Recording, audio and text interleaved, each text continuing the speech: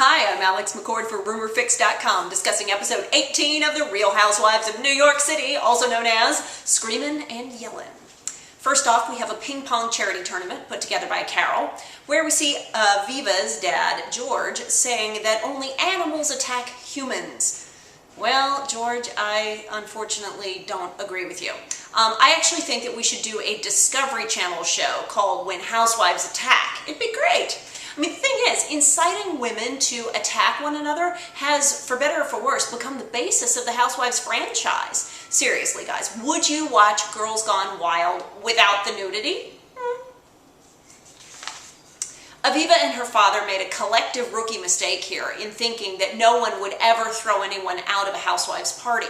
The thing is, in Housewives land, the party hasn't started until someone is either thrown out or walks out. It's just the way it is. So the next up, we have Sonja's toaster oven debrief, where everyone's sitting down and looking at the box and looking at the other photo. And my opinion is always, when given a chance, go with the naked guy. Naked guys just sell more stuff, especially to women. Hey, I'd buy it. The next thing we see tonight is the Yummy Tummy benefit for the Kellner Pediatric Liver Foundation, a cause close to Heather's heart, as we know. I thought it was great that Aviva got to walk in the show. I thought that was a genius idea on Heather's part. And you know what?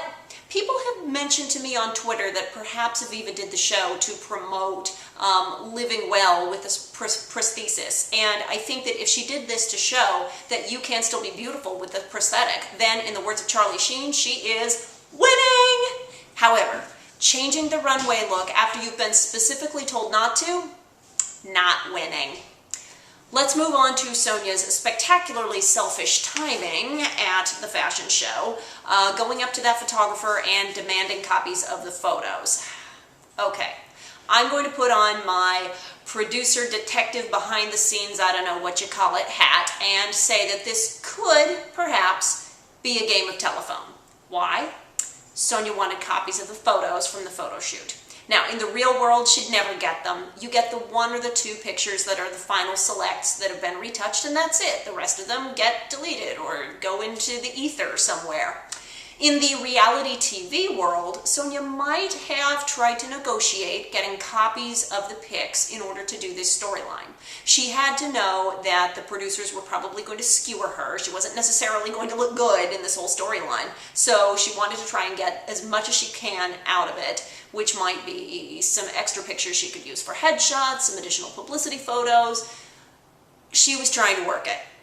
Now, regarding her timing, her really bad timing. I think she was employing another age-old Housewives technique called, if you see a chance, take it. Here's the thing. Just as housewives don't tend to see each other when they're not filming because it's so hectic during the production period, Sonja might not ever see this photographer again unless she's friends with him, unless she's friends of friends. Even if she does, she might run into him 2 or 3 years later or 6 months later. Who knows? She doesn't know when or if she's ever going to see this guy again. Now, she's probably been asking the producers of the show, maybe Heather, maybe the design team, for copies of these pictures, and they would not have been forthcoming. So, she's going to the one person who actually has the pictures who could potentially give them to her. Her timing was so bad. Oh my gosh, don't ever interrupt anything, let alone a fashion show of this guy's very dear friend, Heather, in order to ask him for stuff he doesn't want to give you. Bad move. I don't know how she thought that she would actually get something out of this conversation. Now, Ramona was a loyal friend. Ramona backed Sonja up. Ramona is a loyal friend.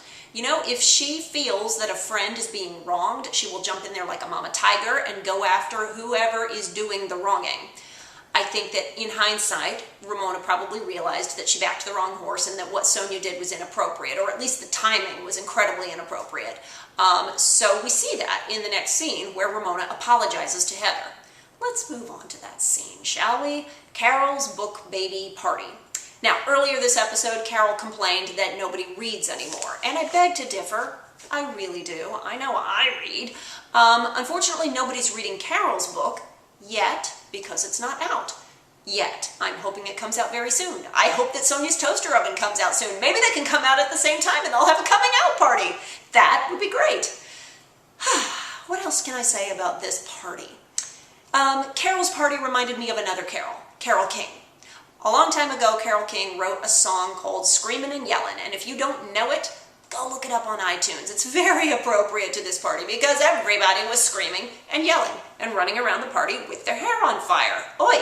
The one thing I took out of it was that I really want to buy Mario's shirt for Simon. Loved that collar. So the episode ended, books and toaster ovens and things, and while we're on the subject, I would like to do a shameless plug since this is, after all, my video. This week is the week of my birthday, and I'm getting a great birthday present. Number one, the show that I did with Simon, Couples Therapy, will start airing on VH1. It will air Wednesdays at 10 p.m. Eastern and Pacific. And also, look for something soft and fluffy and very Alex coming out this Wednesday on Groupon Goods. You will be able to buy it. Stay tuned. For now, I'm Alex McCord for RumorFix.com. Let me know what you thought in the comments. And next week, the reunions start. Oh my goodness. See you next week. Bye-bye.